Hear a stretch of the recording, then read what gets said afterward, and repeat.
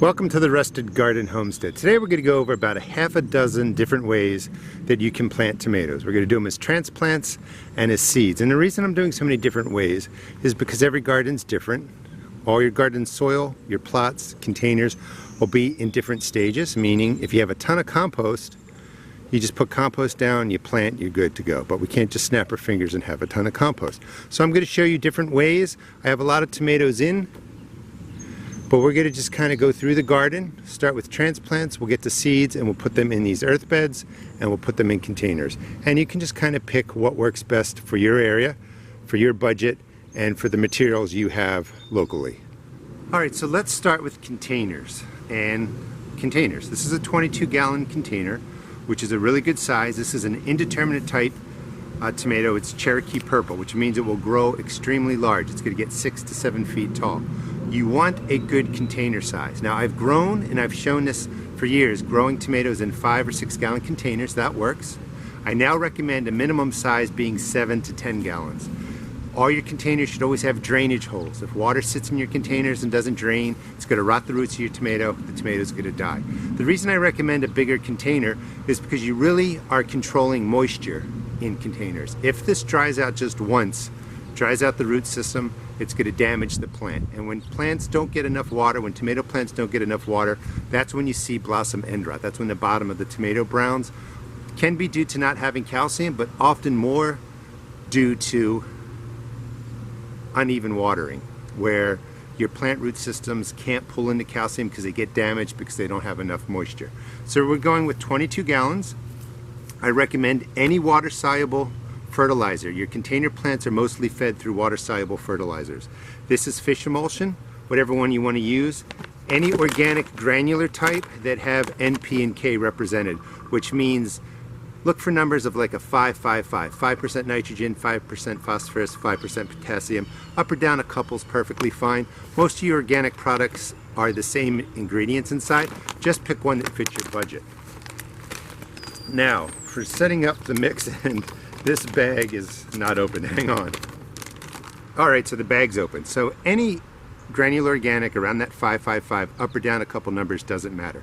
Your container mix, I will link a video in the iCards and at the end of the video that show you how I make it. The whole key is about 50% peat moss, cocoa coir, compost, mix of all three, but 50% of those materials and 50% earth. You really want your container mix to hold moisture. This is set up pretty well. This is second year container mix. You can let it go for 2 years, refresh it every 3 years. But let me just show you the basics. So I have a pretty good container mix. This is actually mixed in with my clay earth. We dig the hole, get down nicely, and we're going to put in, that's about 1 to 2 tablespoons full of the granular organic, and just mix it in really well. You could stop there. If you have compost, throw in a handful of compost. That's leaf grow. If you didn't have compost and your soil is kind of dry, or it doesn't seem like it's going to hold a lot of water, you would throw in a couple handfuls of peat moss. You just want to make sure you get in the granular fertilizers, compost if you have it, and you're just setting up a nice planting hole. And we're basically going to duplicate this in the earth beds too. Now when you go to plant your tomato, you'll have different sizes. You can bury 1/3 to 1/2 of the stem. The plant actually obviously roots from the bottom. These will go down into the container or the earth, and then whatever level you plant here at, you'll get, what is that, lateral growth? You'll get roots that come out of here and will cover the surface. So tomatoes get fed by the roots that go across the surface and the roots that go down. So we're going to pinch off some of the leaves, and we're going to plant to about here. Just move the soil, and then you just fill in around it. Press it in. Now at this point, if you have compost, put about 1 inch to 1/2 inch of compost around here. Alright, and that will feed your plant too. When it rains and you water, it'll go into the root system. So this is a nice setup for a container tomato in a 22-gallon container. We're going to come back when we're done with all the plants, and I'll show you how I use the soluble fertilizers on all the plants and talk about how often you do that. We're also going to put mulch down on here. I like using a shredded hardwood. I'm going to show you how to do that.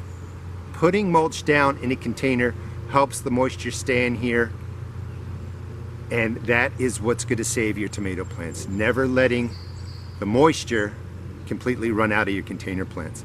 You can put compost and manures on top of your soil. You can put shredded hardwood on top of your soil. It's not going to compete with the nitrogen in the soil with your tomato plant. So putting it on top is okay. Sometimes you hear you can't put wood chips down. You don't want to mix wood chips all through the soil, but on top works fine. Let me mulch this up and then we'll go to the next plant. All right, and then we put the shredded hardwood on top. I like the double shredded hardwood. It has a lot of surface area.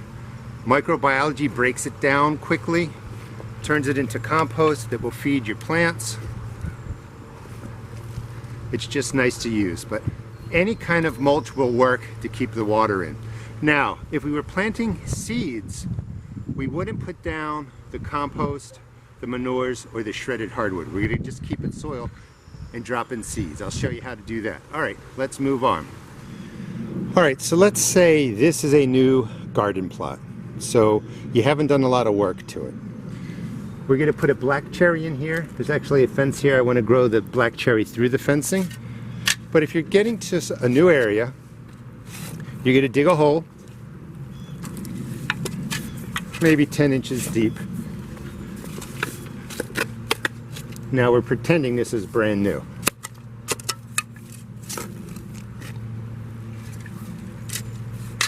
That's about 10 inches deep. If you have compost again, it'd be great to use, but let's say we don't have it yet. We're going to throw in a shovel full of peat moss, and we're going to really mix it in.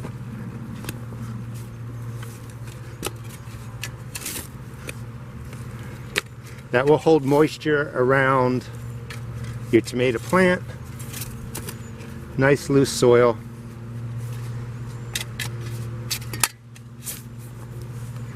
And just mix it well through. Then we're going to drop in some organic granular. This is where I would put in about 3 or 4 tablespoons full of the granular organic. Again, it doesn't matter what you use, just make sure the N, P, and K is represented, and just mix it through. This is a quick, simple way to get tomatoes into your garden. Because it's a first year bed, there's plenty of nutrients in there. You're giving it a boost at the granular. You're going to be making compost. You'll add compost over the season. If you want to subscribe, I'll show you how I take care of all these tomato plants too through the year. I'll also be doing this type of video for cucumbers, watermelon, and squash if you want to subscribe. So we're going to go, so this was a little beat up by the frost. New growth coming out of here. We're going to plant right to here. Not quite 1/4. You don't have to bury all that stem, but I want all this new growth to survive. Loosen it up a little bit if it's tight. These are great roots. Just sit it right here. Take some of the good stuff that you just put in, put it around the tomato plant, and then just move in your other soil. Lots of worms in here. Get rid of those weeds. And just press it in. And this will set up a tomato plant that'll do really well this year. Now, again, if you don't have compost, you could take another tablespoonful of the granular organic, sprinkle it around, and then we do want to put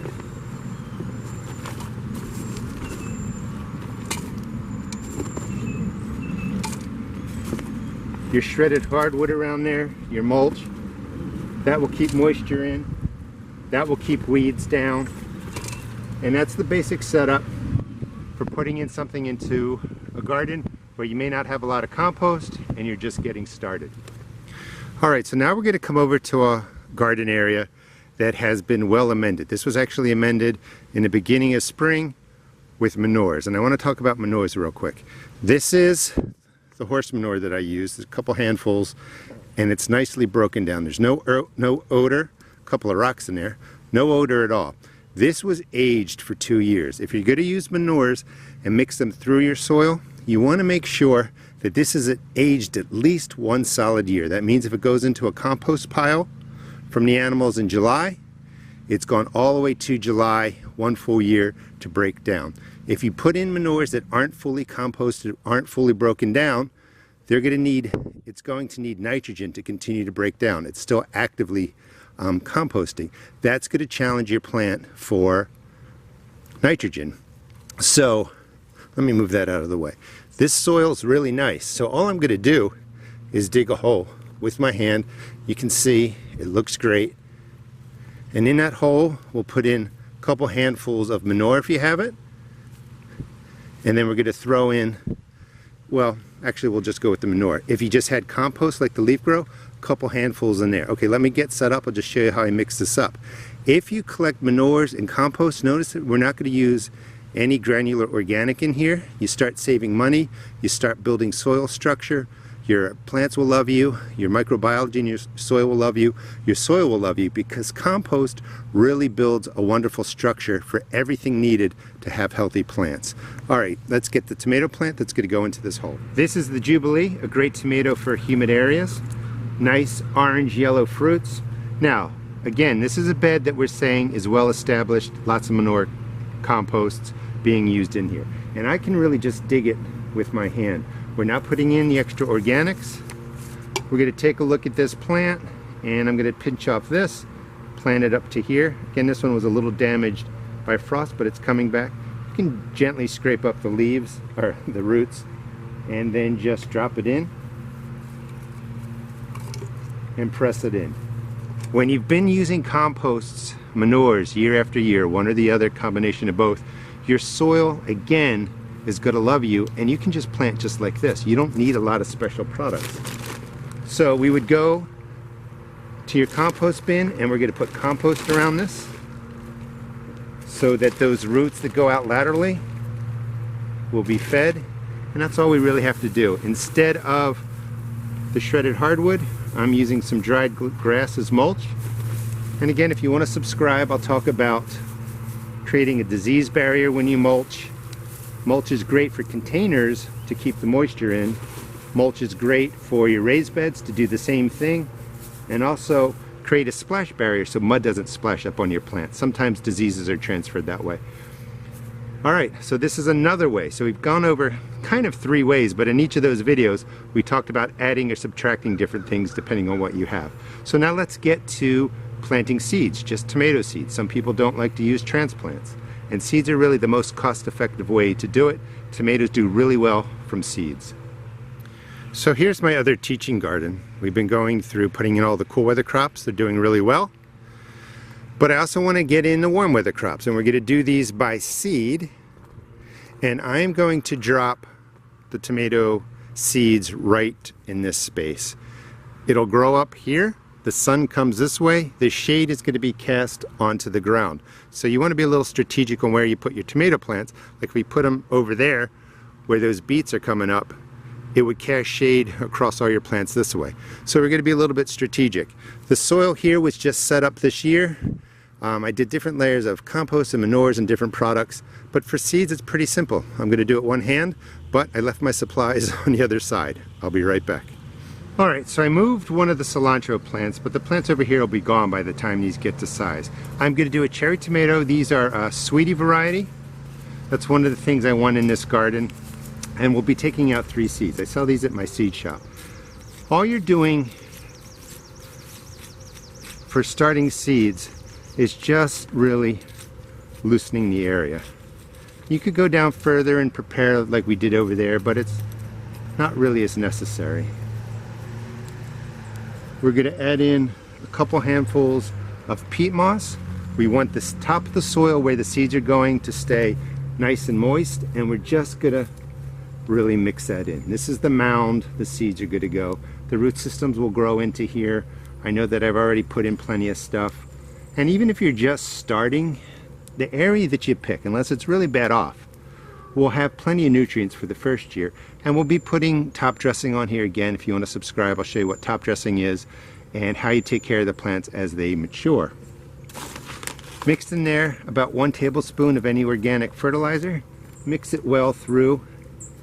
this will start breaking down and there'll be some feed there for your plants, but these are going to get watered in with the fish emulsion and basically make a little mound,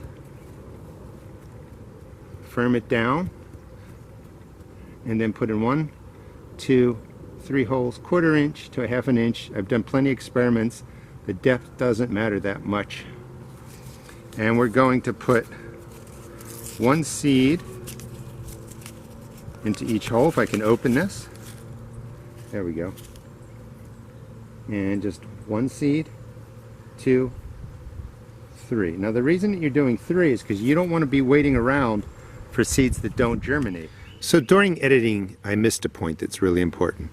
These are where we started the seeds, and peat moss is a great product for starting seeds. You could use coco coir if you don't want to use peat moss. What I recommend not using is don't put manures or compost down here unless you know they're 100% broken down. Because if you do that and you're trying to start seeds in manures or compost that aren't fully broken down, your seeds are going to just suffer. The manures, the compost are going to be taking away nitrogen to compost down like I was talking about earlier, but it's much more damaging to seeds and seedlings than it is to the bigger plants that we already put out there. So just try and stick with either soil, add in peat moss, add in coco coir, and that's the best way I think to start the seeds. So we put in 3. When these get about that tall, we'll keep the strongest one and we'll remove the other 2. That's all you do to plant your seeds for tomatoes. So let's get to watering them in with the water soluble. Each kind of design that we did is going to be a little bit different. Okay, so we got a lot planted, and again I'll be doing this for cukes, watermelon, zucchini if you want to subscribe. So the container, and I get this question all the time, how much should I water? Well, you got to water when with container soil's dry. I mean, there's no other way to do it. In the summer a lot more often, in the spring less. But for feeding, water soluble fish emulsion, something like this. And when a plant's this small, every 2 to 3 weeks. When they're larger, every 1 to 2 weeks. And just soak it in like that. You could give it a little bit more, but we did add compost and granular fertilizer, so there's a lot in there. That's plenty to give the plant a boost.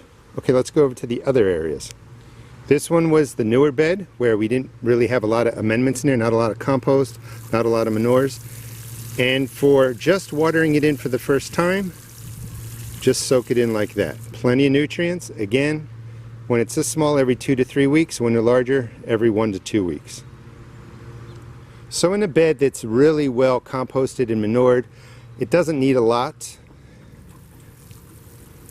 This would be more just watering it in. And you could do this, you know, every 3 or 4 weeks with a bed like this. And you might notice the more manures and compost you use, the less you're going to have to purchase fertilizers. You can just use what's there. But a quick, you know, drink to get it established, and then every 3 or 4 weeks. And for the tomato seeds, it's a little bit different. For the first day, you could give it the fish emulsion, or it could just be water. That's plenty of nitrogen. You want to soak the seeds in.